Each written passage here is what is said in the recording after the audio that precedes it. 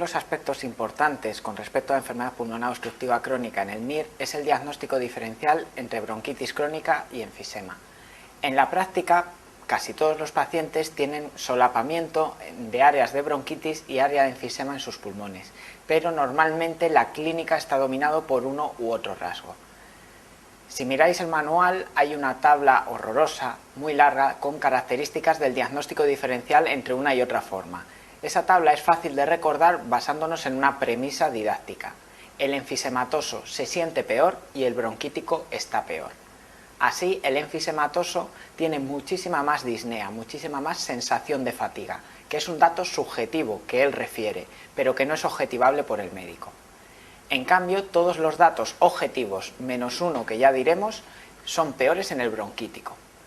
El bronquítico, su aspecto externo, es cianótico y somnoliento, abotargado, mientras que el enfisematoso se mantiene alerta y sonrosado gracias a una hiperventilación, que es la causa de su disnea. El bronquítico tiene muchísima más hipoxemia y mucha más hipercapnia, y por tanto más facilidad para desarrollar poliglobulia e hipertensión pulmonar secundaria, y por tanto evolucionar hacia cor pulmonare crónico. El bronquítico presenta mayor número de reagudizaciones infecciosas anuales, tiene mayor necesidad de ingreso hospitalario y más necesidad de oxigenoterapia. En la auscultación, el bronquítico tiene ruidos respiratorios, roncus, sibilancias y ruidos de secreciones, mientras que el enfisematoso tiene simplemente una disminución del murmullo vesicular correspondiente a la disminución de los tabiques alveolares. En la placa de tórax, el enfisematoso muestra datos de atrapamiento aéreo, con aplanamiento de diafragmas, horizontalización de costillas y aparición de bullas aéreas, mientras que el bronquítico tiene aumento de la trama broncovascular, tapones de moco y datos de hipertensión pulmonar secundaria. Por tanto, prácticamente todos los datos objetivables por el médico son peores en el bronquítico que en el enfisematoso, excepto uno, la capacidad de difusión del monóxido de carbono. Debido a la destrucción de tabiques alveolares con descenso de la superficie de intercambio gaseoso, el enfisematoso tiene un descenso de la capacidad de difusión de gases. El descenso de la DLCO es el parámetro que mejor se correlaciona con el grado de desestructuración del parénquima pulmonar.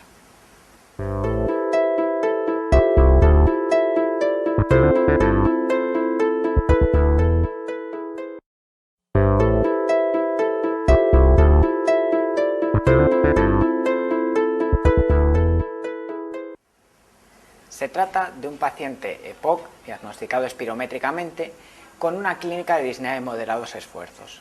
Como a cualquier paciente EPOC, se le debe recomendar en su tratamiento dejar de fumar, evitar factores de riesgo y vacunación antigripal anual. Además, por presentar disnea de moderados esfuerzos, tiene ya una clínica continua, luego es candidato a un tratamiento broncodilatador pautado con anticolinérgicos de forma pautada y beta-agonistas de acción corta a demanda. Aunque presenta una hipoxemia en rango teórico para iniciar oxigenoterapia, este paciente no tiene un tratamiento establecido. Por tanto, no es candidato ahora mismo a iniciar oxigenoterapia y sí a citarlo en consulta de nuevo en pocas semanas para reevaluar la hipoxemia. En el EPOC, solo 2 tratamientos han demostrado mejorar la supervivencia del paciente, y además en este orden: dejar de fumar y la oxigenoterapia crónica domiciliaria. Un paciente que no deja de fumar va a presentar progresión del EPOC irreversible y la oxigenoterapia no va a mejorar su supervivencia esperada, luego no tiene indicación de oxígeno. La oxigenoterapia, a su vez, no está indicada en todos los pacientes EPOC. Deben reunir 4 criterios. Por una parte, el paciente debe estar en fase estable, no debe estar agudizado. Debe tener un tratamiento broncodilatador correcto. Debe haber dejado de fumar. No se puede prescribir oxigenoterapia crónica domiciliaria a un paciente fumador. Y por último, tiene que tener hipoxemia. Se consideran criterios de oxigenoterapia el presentar hipoxemia con PO2 menor a 55 en reposo o presentando PO2 entre 55 y 60 milímetros de mercurio cuando además se asocian complicaciones como cor pulmonare crónico, hipertensión pulmonar secundaria, poliglobulia, descenso del nivel de conciencia, arritmias supraventriculares. En el caso de reunirse los 4 criterios, paciente no fumador, estable, con tratamiento broncodilatador y con hipoxemia en rango para oxigenoterapia, el paciente es candidato a oxígeno crónico domiciliario durante al menos 16 horas al día e incluyendo el descanso nocturno. Hay otra forma de oxigenoterapia domiciliaria que no es la oxigenoterapia crónica, es la oxigenoterapia nocturna. Está indicada en pacientes que mantienen una PO2 mayor de 60 milímetros de mercurio durante el día, pero tienen desaturaciones menores de 55 durante el descanso nocturno. Generalmente, un paciente EPOC con desaturaciones nocturnas es un paciente con síndrome de apneas del sueño y por tanto será candidato, además de oxigenoterapia, a ventilación mecánica con CPAP.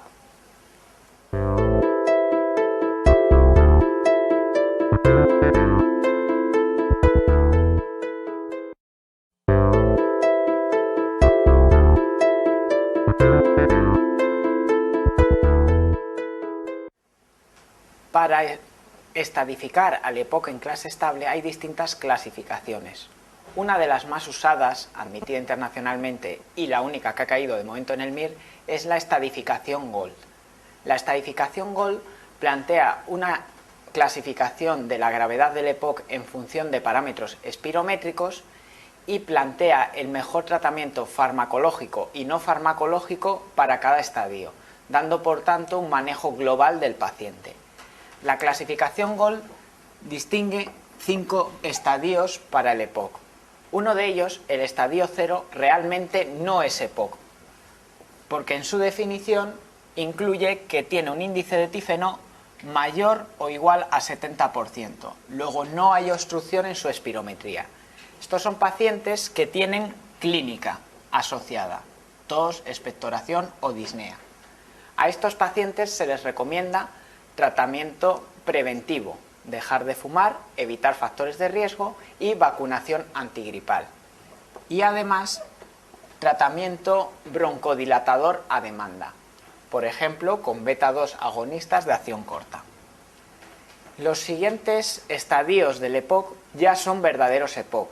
Todos comparten presentar un índice de tífeno menor al 70%. El estadio 1, o EPOC leve, se define con BEMS mayores o iguales al 80%, independientemente de que el paciente presente o no presente clínica. Es una definición exclusivamente espirométrica. Este paciente tiene indicación de un tratamiento broncodilatador pautado, fundamentalmente con anticolinérgicos pautados. El estadio 2 o EPOC moderado se define con un BEMS entre 50 y 79%, igualmente con independencia de la clínica. Estos pacientes son candidatos a 2 medidas. Por una parte, rehabilitación respiratoria y por otra parte, añadir beta-2 de acción prolongada al tratamiento. El estadio 3 o EPOC grave se define con el BEMS menor de 50%. En este estadio está indicado añadir corticoides inhalados si el paciente presenta reagudizaciones frecuentes, definidas como 3 o más reagudizaciones a lo largo del último año. El estadio 4 admite 2 definiciones, o presentar un BEMS menor de 30% o presentar un BEMS menor al 50%, como el grave, pero además con complicaciones o con indicación de oxigenoterapia crónica domiciliaria. En este estadio 4 está indicado considerar la necesidad de oxigenoterapia crónica domiciliaria y considerar la necesidad de cirugía. Volviendo al caso que nos ocupa, tenemos a un paciente EPOC con un índice de tífeno de 56%, por tanto, en un estadio 1 a 4, con un BEMS 45%, lo que nos situaría en un estadio como poco 3, y entonces sería candidato teóricamente a evitar factores de riesgo, vacunación antigripal anual, no fumar, añadir anticolinérgico, añadir beta 2 de acción prolongada y, si tiene reagudizaciones frecuentes, añadir corticoide inhalado. Pero además nos dicen que el paciente tiene edemas en miembros inferiores, tiene cor pulmonale crónico. Luego ya no es un BEMS menor de 50% aislado, sino un BEMS menor de 50% con complicaciones asociadas. Y por tanto es un estadio 4, EPOC muy severo. El manejo farmacológico va a ser el mismo, pero además tendremos que considerar si hay necesidad de oxigenoterapia crónica y si el paciente es candidato a cirugía.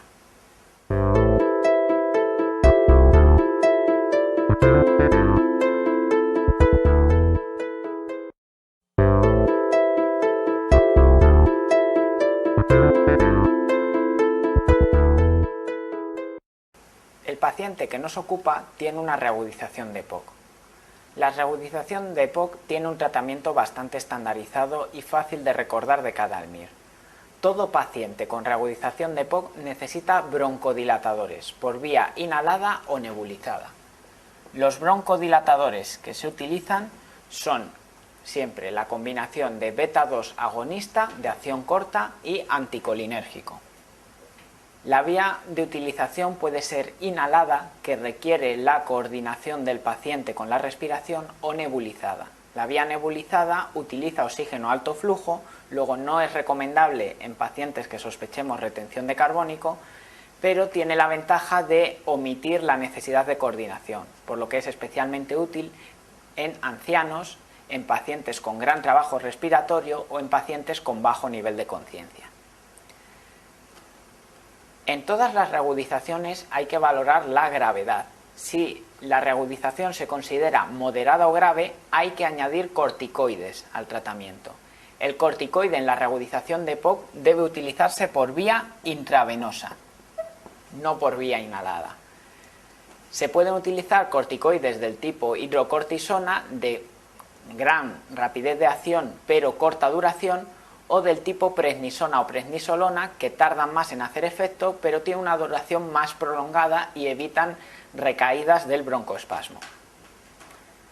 En las reagudizaciones leves hay que considerar la necesidad de corticoterapia, no siempre es necesaria.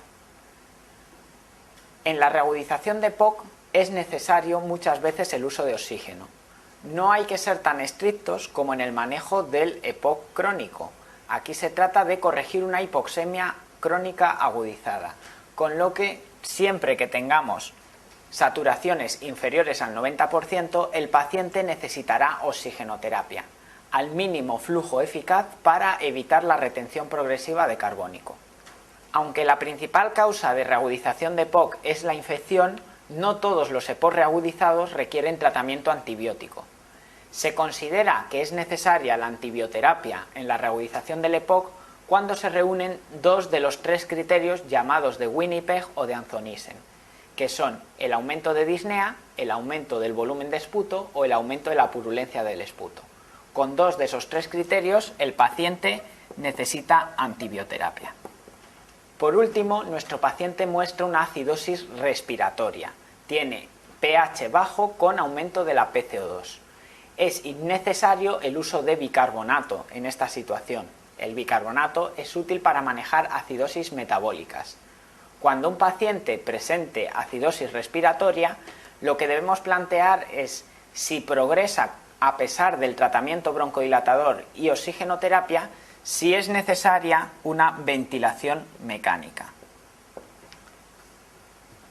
Con lo que podemos resumir el tratamiento de la reagudización del EPOC en broncodilatadores de acción corta por vía inhalada o nebulizada según las características del paciente, corticoides intravenosos en las crisis moderadas o graves, oxigenoterapia si tiene saturación inferior al 90%, antibioterapia si reúne dos de los tres criterios y considerar la necesidad de ventilación mecánica si reúne algún criterio para ventilación.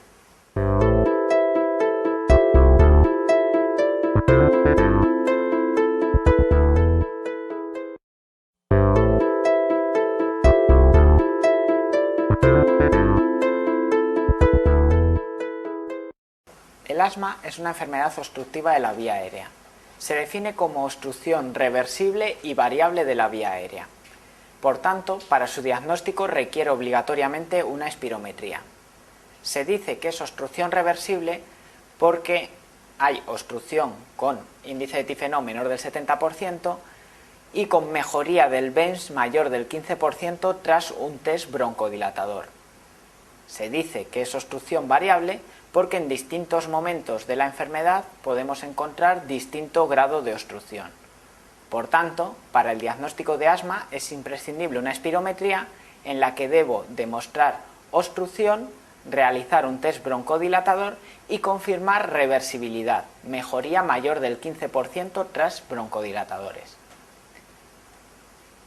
En la mayoría de los casos, cuando un asmático se realiza una espirometría, no está en un momento de crisis y por tanto no tiene obstrucción de la vía aérea. Luego, muchas veces la espirometría del paciente asmático va a ser normal. En estos casos no puedo decir que hay una obstrucción reversible de la vía aérea, no podría diagnosticar asma. Lo que se realiza es un test de provocación bronquial, intentar reproducir la obstrucción de la vía aérea. Para eso se hace test de provocación con histamina, con metacolina, que es un agente colinérgico, o simplemente con ejercicio físico. Si el paciente tiene una espirometría normal, sin obstrucción demostrada, y tras un test de provocación el FEV1 cae más del 20%, hemos demostrado hiperreactividad bronquial, hemos demostrado test de provocación positivo. No podemos decir estrictamente que el paciente sea asmático, puesto que no hemos demostrado obstrucción reversible de la vía aérea, pero sí que tenemos a un paciente con sospecha clínica de asma y prueba de provocación bronquial positiva, lo que es casi seguro un diagnóstico de asma. Así, para el diagnóstico de asma disponemos de dos vías. Hacemos la espirometría, el paciente tiene obstrucción en ese momento y responde al test broncodilatador, o hacemos espirometría, el paciente no tiene obstrucción en ese momento y se provoca una broncoconstricción con un test de provocación bronquial.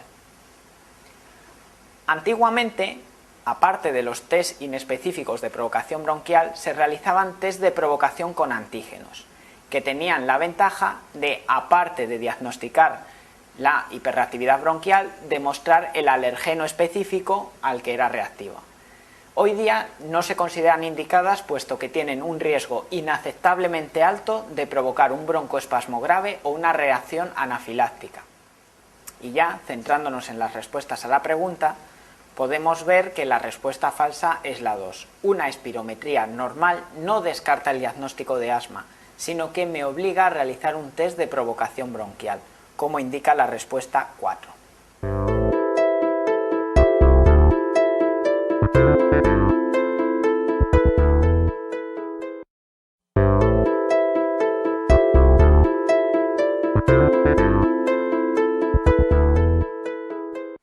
Se trata de un paciente con una sospecha clínica de asma.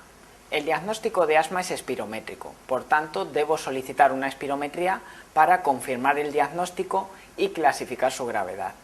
Pero a la espera del resultado debo iniciar un tratamiento de este paciente. Para eso me guiaré de datos espirométricos y datos clínicos. El asma se clasifica en función de la espirometría, de los resultados del PEF o del BENS, y en función de datos clínicos. Nos vamos a fijar fundamentalmente en las crisis diurnas, en las crisis nocturnas y en las intercrisis. Con respecto a la espirometría me permite diferenciar asmas leves cuando el PEF o el BENS son mayores o iguales al 80% del valor teórico, asma moderado cuando tenemos valores entre el 60 y el 80%, y asma grave por debajo del 60%. Las crisis diurnas me permiten diferenciar el asma leve en dos tipos: asma leve intermitente, que es de menor gravedad, y asma leve persistente. El asma leve intermitente se caracteriza por presentar menos o una crisis a la semana. El asma leve persistente se caracteriza por presentar más de una crisis a la semana, pero menos de una crisis al día. El asma moderado presenta más de una crisis al día y el asma grave presenta crisis prácticamente continuas.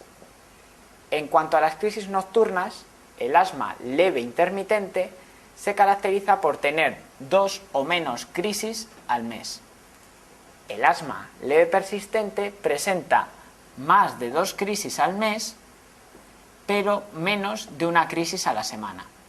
El asma moderado tiene más de una crisis a la semana y el asma grave tiene múltiples crisis, prácticamente diarias.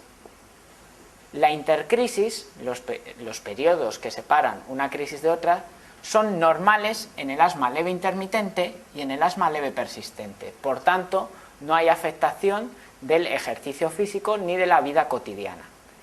El asma moderado puede limitar la actividad física o el descanso nocturno, mientras que en el asma grave, en el que prácticamente no existe la intercrisis, hay grave limitación de la actividad física, del descanso nocturno y de la actividad cotidiana. Centrándonos en el caso que nos ocupa. No disponemos de espirometría, pero le hemos realizado un pico de flujo en la consulta y sabemos que tiene más del 80%. Luego, por criterios espirométricos, lo clasificaríamos como asma leve. Por criterios clínicos, el paciente tiene más de una crisis a la semana, pero menos de una crisis al día. Luego se trata de un asma leve persistente. El tratamiento ideal de un asma leve persistente es beta agonista de acción corta a demanda como tratamiento de rescate y corticoide inhalado a dosis bajas como tratamiento de mantenimiento.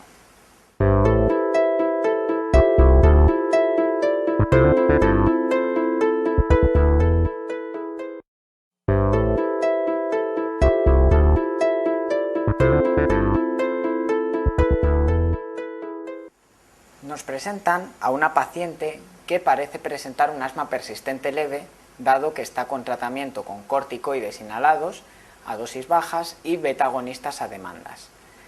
Acude a urgencias por una crisis asmática. Siempre que nos presente una crisis asmática debemos evaluar su gravedad. La crisis asmática puede oscilar desde una banalidad que se trata con una simple intensificación del tratamiento inhalatorio a un fenómeno de extrema gravedad que requiere intubación y es potencialmente letal. Para clasificar la gravedad del asma nos fijaremos en datos espirométricos, datos clínicos y datos gasométricos. En nuestro caso clínico solo nos dan parámetros espirométricos y clínicos. Con respecto a la espirometría, en una crisis asmática no es viable realizar una espirometría completa porque el paciente no está en condiciones de colaborar. Así que lo que se realiza es el pico de flujo. El pico de flujo es el mejor parámetro para valorar la gravedad de una crisis asmática, pero tiene un problema. Requiere comparar el pico de flujo actual con el pico de flujo habitual del paciente, que no suele ser conocido. En este caso no es así y nos dicen que presenta un 65% respecto a su habitual. El pico de flujo clasifica las crisis en leve, moderada o grave.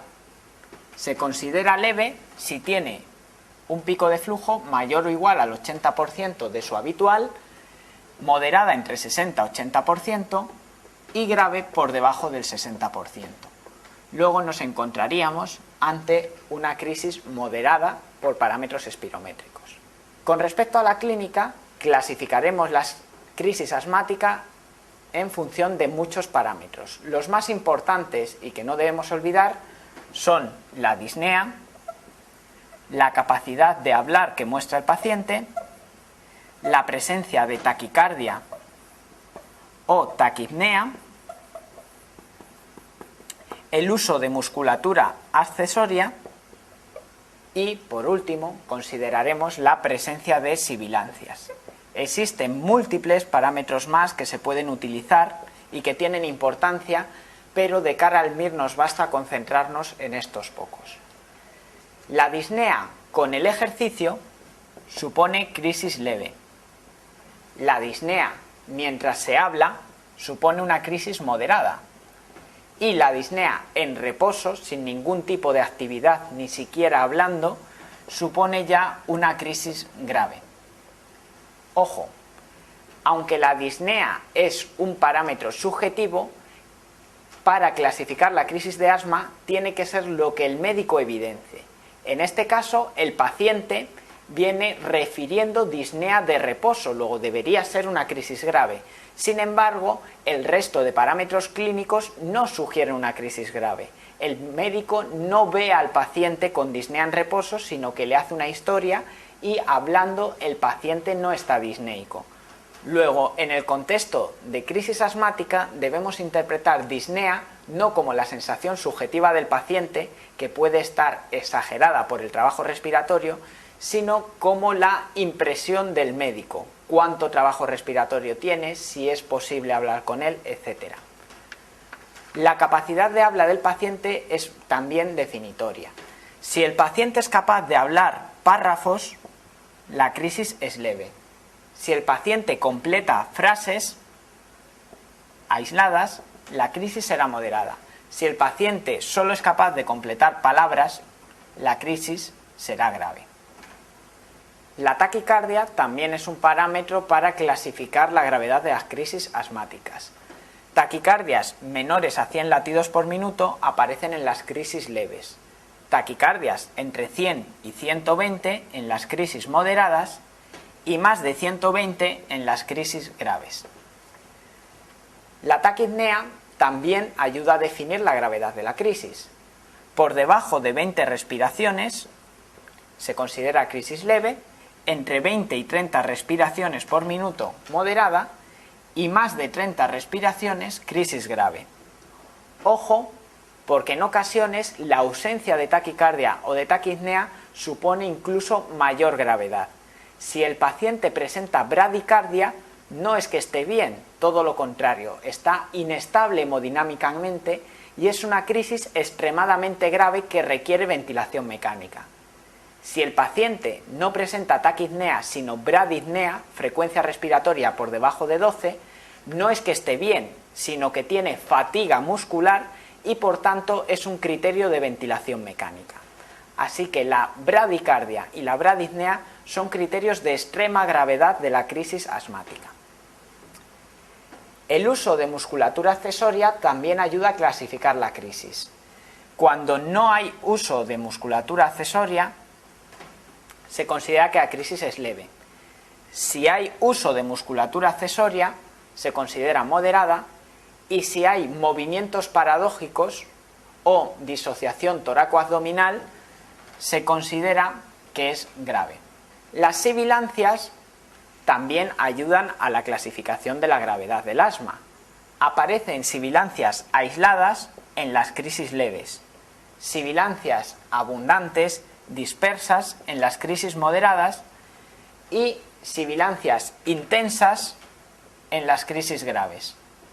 Ojo, porque la ausencia de sibilancias también es un dato de extrema gravedad. Revela obstrucción tan intensa que el aire no puede salir del pulmón y por tanto no hay sibilancias. Volviendo a nuestro caso, el paciente refiere disnea de reposo, pero como la refiere y no la objetiva el médico, no lo vamos a considerar criterio de gravedad. El paciente muestra taquicardia y taquipnea, pero sin especificar la cuantía. Luego sugiere como poco crisis moderada. El paciente tiene sibilancias intensas, luego tiene una crisis como poco moderada. El tratamiento de las crisis asmáticas solo muestra diferencias entre la crisis leve y la crisis moderada o grave. Luego no tiene importancia práctica decidir si este paciente es una crisis como poco moderada o ya entra en grave. Una crisis leve se trata con beta agonistas inhalados, 4 inhalaciones y ver si responde. Una crisis moderada o grave requiere un tratamiento mucho más agresivo. Beta agonistas inhalados o nebulizados en función de la necesidad del paciente. Corticoides intravenosos. Oxigenoterapia si el paciente muestra saturaciones bajas, aunque se recomienda usarla en cualquier caso para evitar la fatiga ventilatoria. Y se debe evaluar la necesidad de antibioterapia si el paciente muestra datos de infección respiratoria y la necesidad de ventilación mecánica si el paciente tiene datos de extrema gravedad o datos de fatiga muscular. Hemos mencionado que para la clasificación de la gravedad del asma también se pueden usar datos gasométricos, aunque no figuran en el caso clínico y no nos ayudaban. La presencia de hipercapnia es un criterio de extrema gravedad y de necesidad de intubación en el paciente asmático, pues revela fatiga muscular. La presencia de normocapnia es un criterio de alarma. Un paciente con normocapnia tiene una crisis grave y se está fatigando. Requiere vigilancia intensiva porque probablemente acabe requiriendo intubación si desarrolla hipercapnia.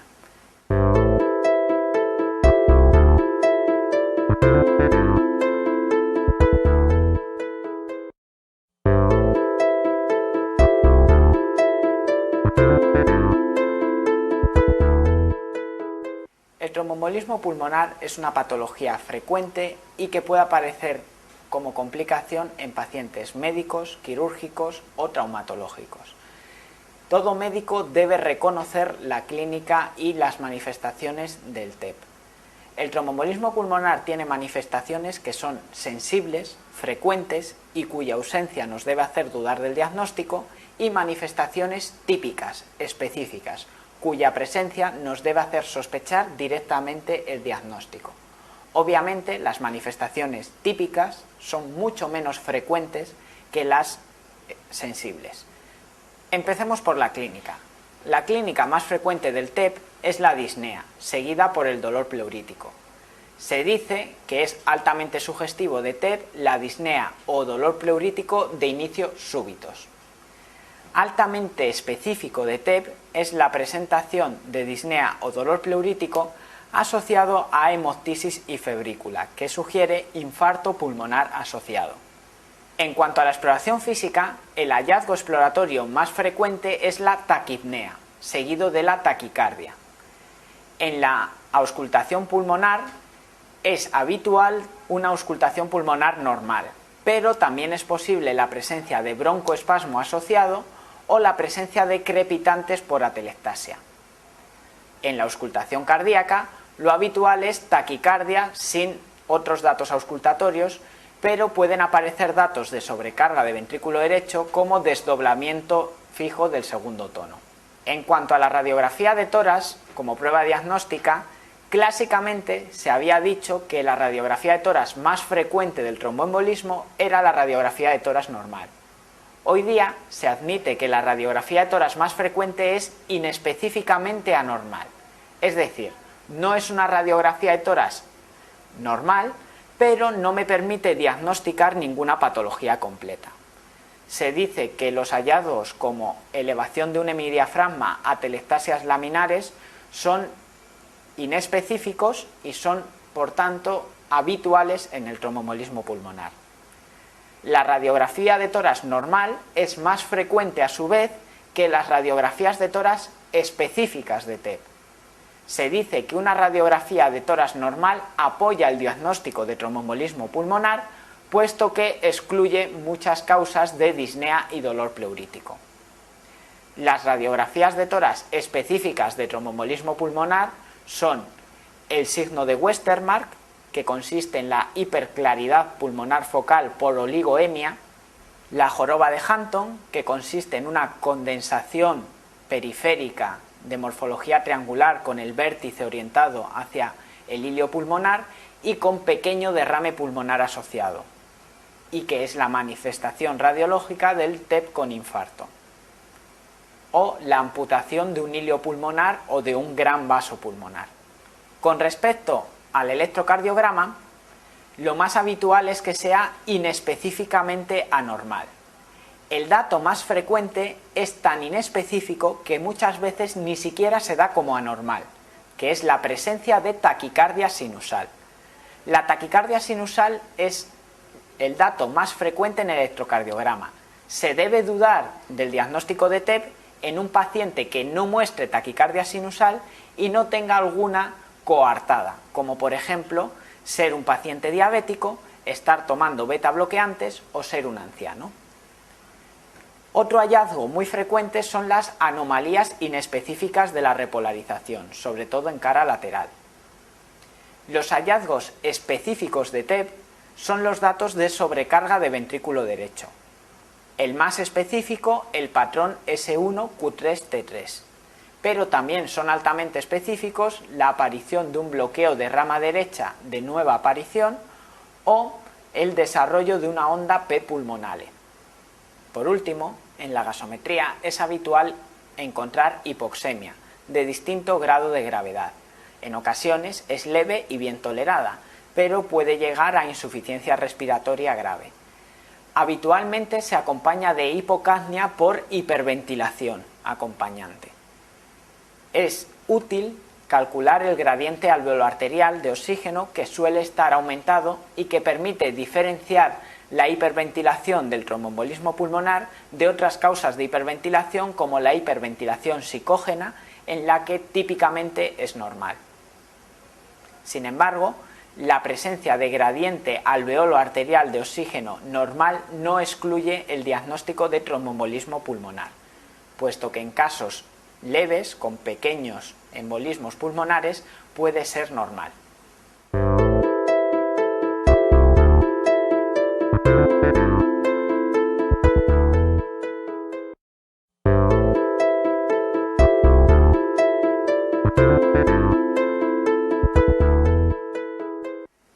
Se trata de un cuadro de disnea y dolor pleuríticos de instauración súbita, altamente sugerente de tromboembolismo pulmonar, que además nos dicen que está confirmado gammagráficamente.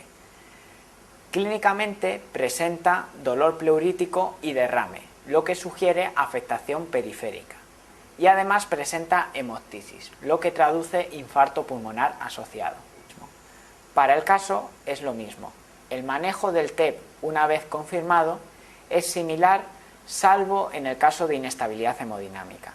Si el paciente está estable hemodinámicamente, da igual que el TEP sea segmentario o sea masivo. El tratamiento es la anticoagulación. La anticoagulación se puede realizar con heparinas o con anticoagulación oral. En el manejo del tromboembolismo pulmonar se debe iniciar con heparinas, por dos motivos. La anticoagulación oral tarda entre 3 y 5 días en empezar a hacer su efecto, y segundo, la anticoagulación oral durante las primeras 24 horas tiene un efecto neto procoagulante, puesto que disminuye los factores vitamina K dependientes de la cascada de la anticoagulación, que tienen vida media más corta que los factores vitamina K dependientes de la cascada de la coagulación. Entonces, el manejo inicial del tromboembolismo pulmonar debe ser con heparinas. Se pueden usar heparina no fraccionada o heparina de bajo peso molecular. La heparina no fraccionada tiene como ventaja la posibilidad de interrumpir la perfusión y de dar antídoto, protamina, en el caso de sangrado, y lleva la desventaja de que es una perfusión continua y que requiere monitorización de los niveles de anticoagulación a través del tiempo de cefalina. En cambio, la heparina de bajo peso molecular tiene la ventaja de que se administra de forma discontinua, 1 o 2 inyecciones subcutáneas al día, y que no requiere monitorización. A cambio, tiene la desventaja de que su efecto es impredecible en pacientes obesos o con insuficiencia renal crónica. Este paciente, por tanto, podemos usar en él heparina no fraccionada o heparina de bajo peso molecular. El paciente nos dicen que tiene hemoptisis, que es un sangrado y por tanto contraindicación teórica de anticoagulación. Y además tiene un derrame serohemático, por tanto sangrado, contraindicación de anticoagulación. No es así. Tanto el derrame como la hemoptisis son parte de la clínica del tromboembolismo pulmonar, luego, salvo en el caso de que sean severos, no contraindican la anticoagulación. Como la hemoptisis y el derrame hemático son parte de la clínica de este tromboembolismo pulmonar, van a mejorar con la anticoagulación como tratamiento del TEP.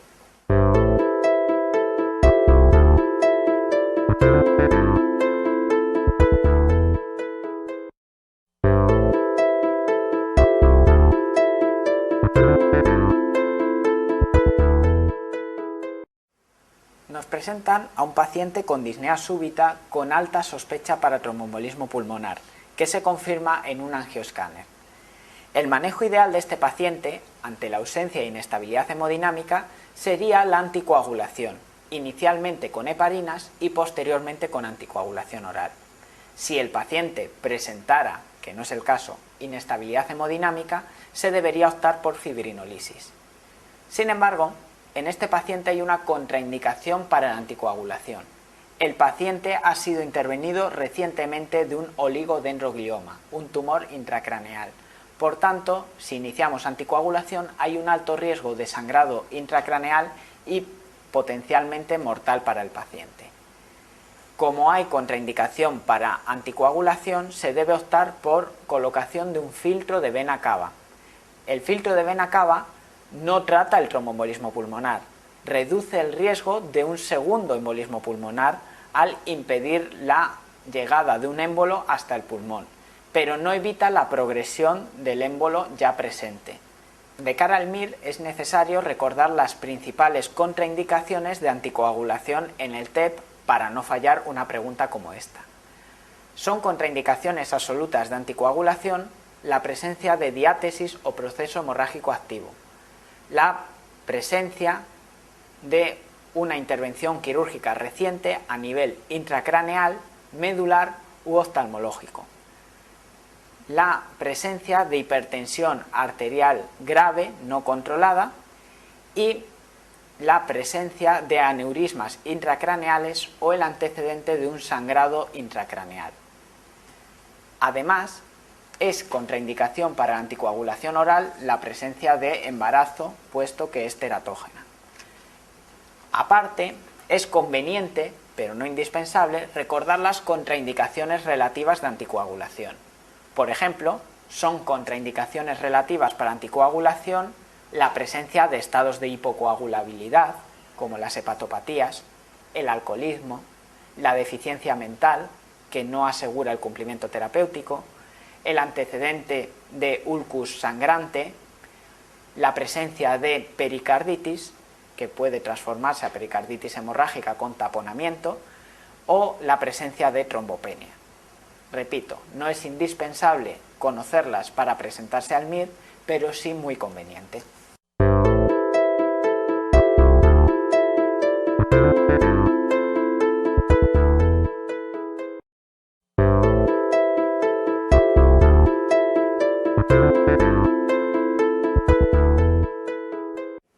Esta paciente muestra la clínica típica de una fibrosis pulmonar idiopática, excepto por el hecho de que es una paciente.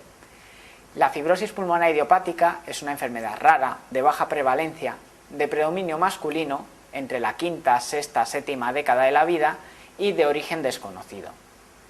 Clínicamente, la fibrosis pulmonar idiopática se muestra como una disnea progresiva de inicio insidioso, acompañada de tos no productiva.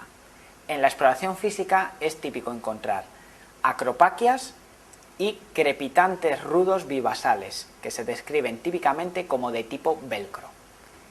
En la radiografía torácica es habitual encontrar tres tipos de patrones: patrón en vidrio deslustrado, patrón intersticial reticular o retículo nodular y fibrosis en panal. Estos tres patrones representan distintos estadios evolutivos de la enfermedad, desde la inflamación hasta la fibrosis, y por tanto no es habitual encontrarlos simultáneamente ni en la radiografía de tórax ni en el escáner torácico, sino que más bien suelen ser hallazgos sucesivos en el tiempo. La afectación pulmonar de la fibrosis pulmonar idiopática es de predominio basal. En la espirometría es habitual encontrar un patrón restrictivo más o menos severo, inicialmente leve y con evolución progresiva. Típicamente se acompaña de descenso de la DLCO.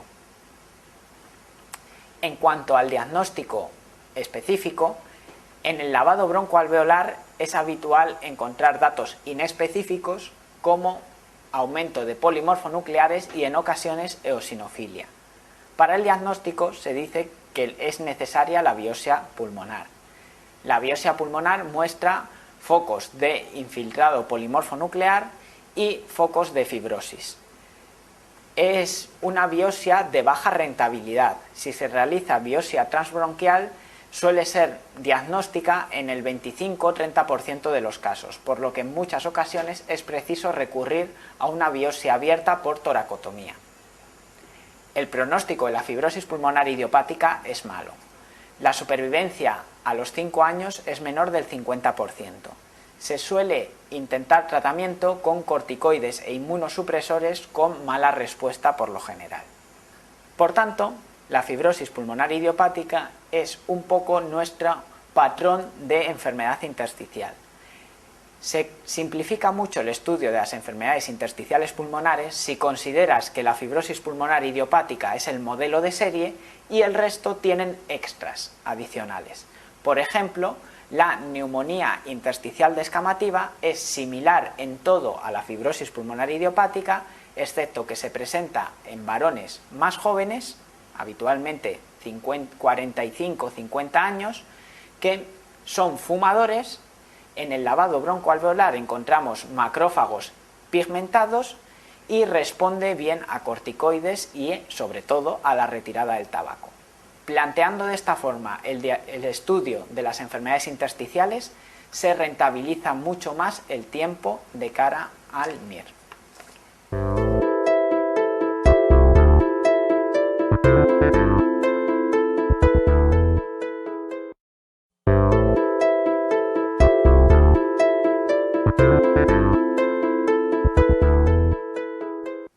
Las neumonitis por hipersensibilidad o alveolitis alérgica extrínseca son un grupo de enfermedades debidas a exposición a polvos orgánicos con reacción alérgica. Típicamente son exposiciones laborales. Cursan con infiltración intersticial por linfocitos y macrófagos, típicamente con macrófagos espumosos en el lavado broncoalveolar o en la biopsia. Básicamente hay dos grandes formas: neumonías de hipersensibilidad agudas y neumonías de hipersensibilidad crónicas. La neumonitis de hipersensibilidad aguda se debe a exposición masiva a un antígeno. Por tanto, aparece a las pocas horas de la exposición. Cursa con una clínica similar a una neumonía bacteriana aguda: fiebre, tos con expectoración productiva, malestar general, dolor pleurítico, mialgias generalizadas. En la analítica es característico encontrar leucocitosis con linfopenia, por lo que con la clínica y la analítica se puede confundir inicialmente con una neumonía bacteriana aguda. La radiografía ya nos daría el diagnóstico. La radiografía de la neumonitis de hipersensibilidad aguda muestra un patrón retículo nodular de predominio basal y bilateral. En cambio, la neumonitis de hipersensibilidad crónica se debe a exposiciones prolongadas a un antígeno, por tanto, habitualmente de meses de evolución. La clínica se confunde con la de una bronquitis crónica: disnea progresiva, tos con expectoración productiva. Debe hacernos sospechar que no se trata de una bronquitis crónica si el paciente no es fumador, y especialmente si tiene alguna exposición laboral a polvos orgánicos, como puede ser harina, hongos, corteza de alcornoque, cardador de lanas, trabajador en una pajarería con periquitos, etc. La radiografía muestra un patrón retículo nodulillar bilateral, pero de predominio apical. Típicamente, el lavado broncoalveolar de la neumonía de hipersensibilidad crónica muestra un aumento de linfocitos y especialmente de linfocitos CD8, con un cociente CD4 partido de CD8 disminuido, lo que ha constituido la respuesta en el MIR en varias ocasiones. El tratamiento de las neumonías de hipersensibilidad consiste en la retirada del antígeno y, en el caso de la neumonía de hipersensibilidad crónica, tratamiento además con corticoides. Hay una tercera forma de neumonía de hipersensibilidad, que es la neumonía de hipersensibilidad subaguda. La neumonía de hipersensibilidad subaguda clínicamente es similar a una neumonía de hipersensibilidad crónica, por tanto, disnea y tos productiva de semanas o meses de evolución. Y radiológicamente es similar a una neumonía de hipersensibilidad aguda con afectación de predominio basal. El tratamiento es similar, retirada del antígeno y corticoides.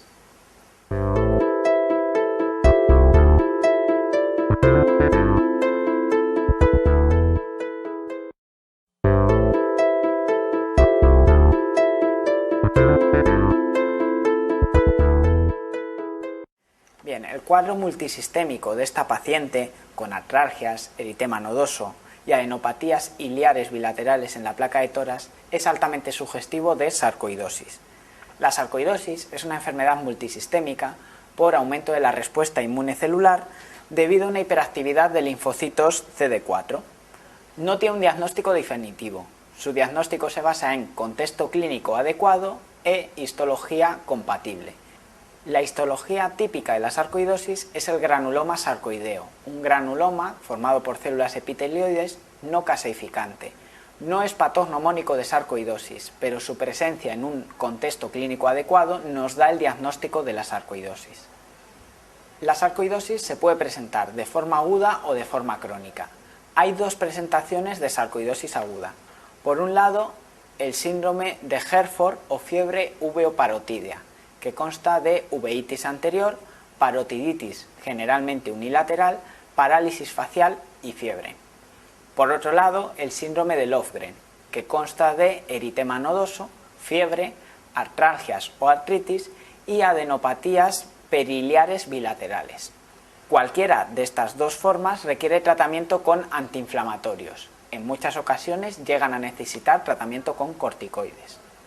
Las formas crónicas de la sarcoidosis pueden afectar a múltiples órganos y sistemas. Lo más frecuente es la afectación pulmonar, que aparece hasta en el 90% de los casos. Clásicamente se clasifica la sarcoidosis pulmonar en 4 estadios que se consideran evolutivos. El estadio 1 se diagnostica con la presencia de adenopatías periliares bilaterales. En el estadio 2 hay adenopatías periliares acompañado de infiltrado intersticial bilateral. En el estadio 3 hay infiltrado intersticial sin adenopatías acompañantes. El estadio 4 es el grado de fibrosis. Se considera que la sarcoidosis pulmonar requiere tratamiento en los estadios 2 y 3. En el estadio 1, como el caso clínico que nos muestran, no es preciso el tratamiento, tan solo la observación y en caso de progresar o presentar datos de actividad se indicaría el tratamiento con corticoides. En el estadio 4, en el que ya hay fibrosis asociada, el tratamiento con corticoides no es eficaz, luego no debería plantearse. Hay otras formas crónicas de sarcoidosis afectando a otros órganos y sistemas que también se consideran candidatas a tratamiento corticoideo. Por ejemplo, la afectación ocular grave, la afectación cardiológica, la afectación del sistema nervioso central, la afectación nefrológica o la afectación cutánea extensa. Todas ellas se tratan, al igual que las formas pulmonares, con corticoterapia sistémica. Un dato que apoya el diagnóstico de sarcoidosis es el lavado broncoalveolar con linfocitosis con un aumento del cociente CD4-CD8. Recuerda que el cociente CD4-CD8 está disminuido típicamente en las neumonitis de hipersensibilidad crónicas por un aumento de los linfocitos CD8 y está aumentado en la sarcoidosis.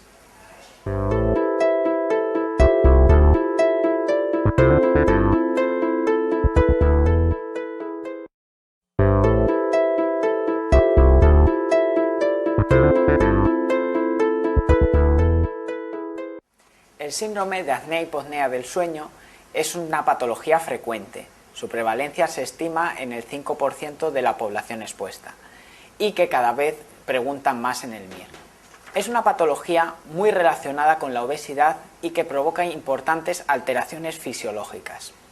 La presencia de apneas ocasiona desaturaciones durante el sueño, que a su vez provocan un descenso de la profundidad del sueño con despertares transitorios, llamados arousal. Estos despertares restablecen el flujo ventilatorio, con lo cual mejoran la saturación, pero provocan una desestructuración del sueño, con disminución de las fases de sueño lento y del sueño de tipo REM. Por tanto, los pacientes con apnea del sueño tienen un descanso no reparador y presentan somnolencia diurna, que es causante de disminución del rendimiento laboral e incluso de accidentes laborales. Por otra parte, las desaturaciones durante el sueño conducen a hipoxemia, que es causante de vasoconstricción pulmonar e hipertensión pulmonar. Por otra parte, el descenso de la ventilación durante el sueño condiciona hipercapnia, que provoca vasodilatación cerebral y es muy típica la cefalea matutina. La hipoxemia e hipercapnia mantenidas nos conducen a hipertensión pulmonar, que puede condicionar fallo ventricular derecho. Aparte de la hipertensión pulmonar, el síndrome de apnea e hipopnea del sueño se puede acompañar de hipertensión arterial, arritmias supraventriculares y a largo plazo fallo ventricular izquierdo. Está en duda si además favorece la aparición de infarto agudo de miocardio. En cuanto a manifestaciones cardiológicas durante la apnea se acompaña de hipertensión arterial y de una fase de bradicardia inicial, seguida de taquicardia cuando se restablece el flujo aéreo. Por tanto, podríamos resumir las manifestaciones del síndrome de apnea e hipopnea del sueño en: durante la apnea, bradicardia inicial seguida de taquicardia, hipertensión arterial, desaturación, hipoxemia e hipercapnia, desestructuración del sueño con disminución de la fase REM y de las fases de ondas lentas y, de forma crónica, cefalea matutina, somnolencia diurna, aumento del riesgo de accidentes laborales, descenso del rendimiento laboral e intelectual y aumento del riesgo cardiovascular por hipertensión pulmonar, hipertensión arterial y riesgo de fallo ventricular derecho y a largo plazo izquierdo.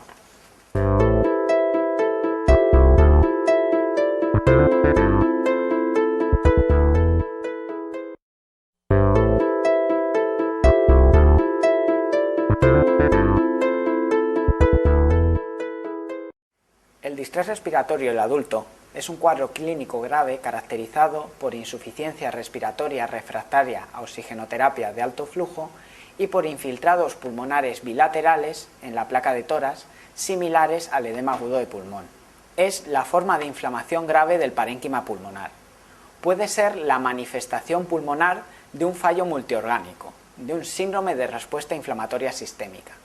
La causa más frecuente de la respuesta inflamatoria sistémica es la sepsis, pero también puede deberse a otras enfermedades inflamatorias graves como pancreatitis aguda, politraumatizado, politransfundido, grandes quemados, etc.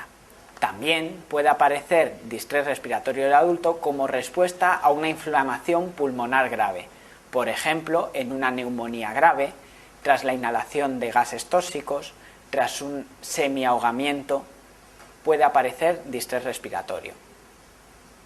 El distrés respiratorio es un edema pulmonar no cardiogénico debido a hiperpermeabilidad capilar.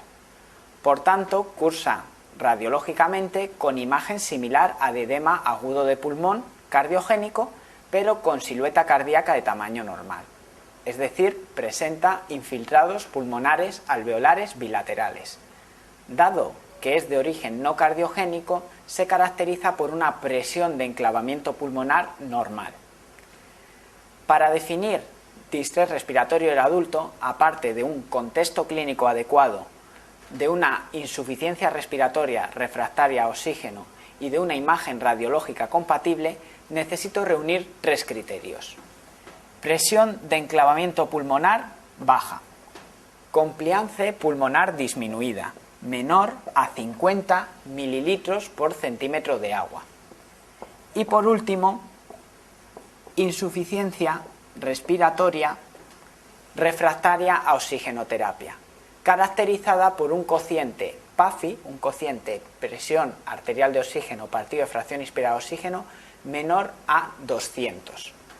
El cociente PAFI es el criterio fundamental para definir distrés respiratorio. El cociente PAFI normal es mayor a 300. Entre 200 y 299 se define el daño alveolar agudo. Por debajo de 200 cumplimos criterio para distrés respiratorio del adulto. En el MIR han caído en distintas ocasiones para definir distrés respiratorio del adulto combinaciones concretas de una fracción inspirada de oxígeno y la presión arterial alcanzada. No es necesario que recuerdes todas ellas. El criterio es cociente PAFI menor de 200. Así que un paciente que reúna clínica compatible con distrés, es decir, insuficiencia respiratoria refractaria a oxígeno con antecedente de inflamación sistémica o inflamación pulmonar grave, con exclusión de fallo de origen cardiogénico, presión capilar pulmonar normal y con alteración grave de intercambio gaseoso definida como cociente PAFI menor de 200, es un distrés respiratorio.